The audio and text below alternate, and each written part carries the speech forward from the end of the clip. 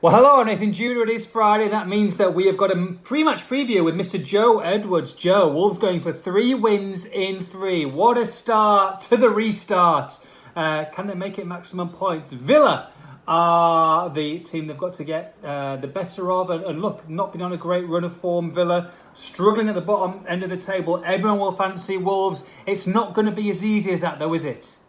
It's not. Games aren't won on paper, are they? But you look. I'd love you to respond to that, as in like, yeah, I think it is. It's a guaranteed yeah. win. Oh yeah, easy. No, I think you look at the form book. Everything points towards Wolves, and especially the fact that they've got over that kind of little struggle that they had against the lesser teams last season. They're noticeably improved against the lesser teams. They've picked up maximum points against the bottom four so far, so they want to keep that record up at Villa Park. I think, for Wolves, I think they're feeling very positive. I do struggle to see Wolves losing this game. I think there's potential for a draw because I think Villa are going to sit back and try and frustrate Wolves in similar fashion to how Bournemouth did and how West Ham did. But Wolves came through those. They found a way to win in the second half, and I think there's very good chance for a similar course of action at Villa Park.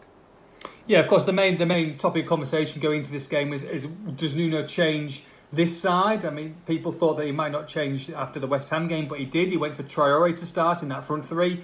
Do you think that Traore will keep his place? Will Pedro Neto come into his thinking? Will it be 2? Will it be 3? What would you say? It's very difficult to guess what Nuno's thinking. But at the same time, if you were going from what you've seen from the result yesterday, what do you think he'll go with for the Villa game?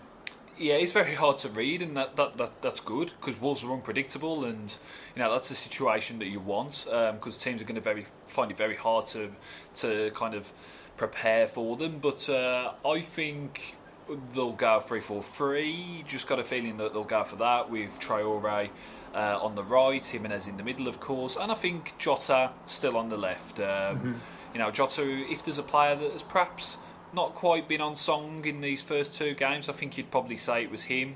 But we know what he's like. He's a bit of a confidence player, and as soon as he gets that goal, he'll be back firing. So I think Nuno will stick with him. He's a big game player as well. So 3-4-3, but at the same time, wouldn't be a surprise at all to see Leander Dendoncker kind of pack out that midfield and perhaps have Traore as a substitute, ready to kind of unleash hell, if you want, in the second half. But I've just got a feeling that they'll go for 3-4-3.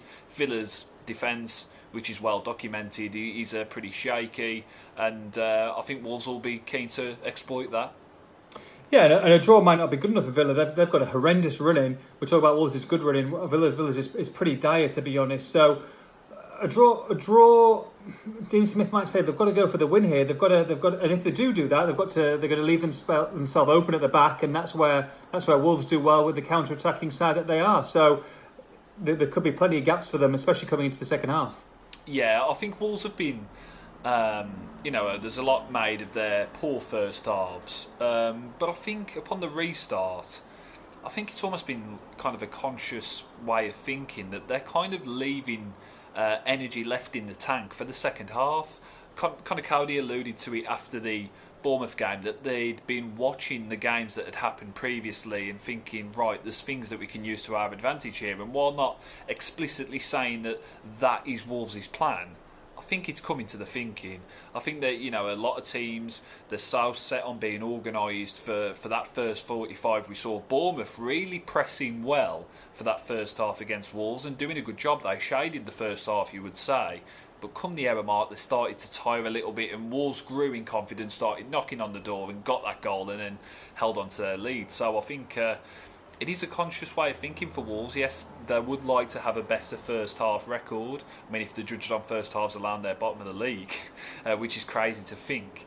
But I think it's not just kind of a way that it's just kind of taken course naturally. I think it is a conscious way of thinking. Wolves are turning on the style in the second half deliberately. If Villa are to do anything in this game, they'll probably look to Jack Grealish. for some kind of inspiration. From a Wolves point of view, who do you think could be key in this one? I think it's you're looking at Raul Jimenez. It's an obvious answer, but he's your goal scorer.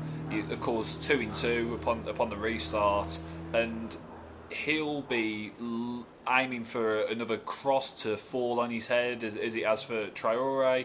He'll be looking to just kind of get a goal where he does the work himself and just puts it in the bottom corner or whatever it is with a nice strike or something like that. 24 goals in all competitions this season. That's the most of any Premier League player. He's a guy right on form, a top class striker. And when you're in that mood of scoring goals, you just want to carry it on, and he'll be determined to get another goal at Villa Park. Joe, you went 2-0 Wolves against West Ham. It was 2-0. You went 1-0 Wolves against Bournemouth. It was 1-0. So the big question is, Wolves against Aston Villa, where are you going? 2-0 Wolves is my inkling. 2-0. Yeah, and I'm even going to throw in a couple of scorers. I'm going to go with Jota and Jimenez. Jota break his duck upon the restart, if you like, and Jimenez to carry on firing. Probably Traore with an assist for one, if not both. So, fingers crossed that happens. It's a massive game for Villa, of course, in their quest for survival, but it's a huge game for Wolves in their push for Europe. They've got 2 wins under their belt. They want a third, so fingers crossed they can do it. Great stuff, Joe. You will be there at Villa Park on Saturday. I shall be doing my watch-along from home, so make sure you tune into expressandtower.com for all the build-up on this one. Thank you.